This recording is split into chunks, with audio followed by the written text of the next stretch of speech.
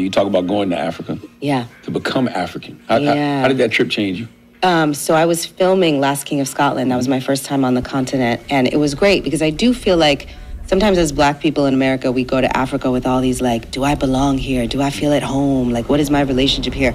And I just had to put all of that aside because my focus was on just kind of dropping in and becoming a Ugandan woman.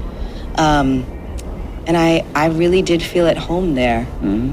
I did. I felt so lucky to be able to be so immersed in the culture that I wasn't there like, as a tourist, And I took when I was there, I don't know if you've heard about this experience. It's not in the book, but we were hiking in the Ruwenzori Mountains, which are the mountains that border Rwanda and Uganda. And it's where the only wild gorillas live. And you can go out with a gorilla trekker and find the gorillas in the jungle and spend time with them. You go with like a tour guide and these trekkers and these guys with AK-47s just in case.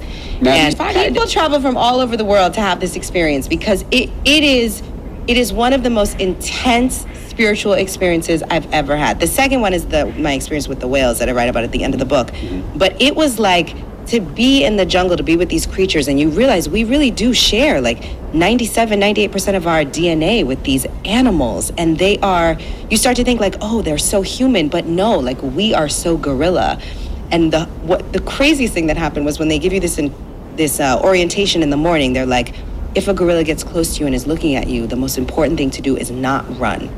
You have to feel safe, act like a gorilla. Because for me, I was like a young actor who had done animal exercises at school. Like this was my opportunity this was my Meryl Streep moment. Wow. So when the gorilla came down from the tree, I was like, I squat down. I mean, everybody in my group was like, what is she?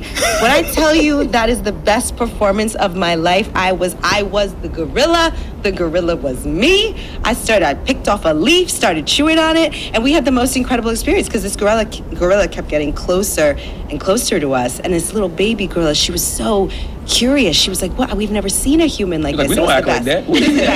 No, she was like, "That one's one of us, but with clothes." So what did the gorilla do? They got closer, the trekkers said, than they'd ever had a gorilla get to a group before. I mean, the guy with the AK-47 came right next to me because they were terrified, but I was like, don't stop.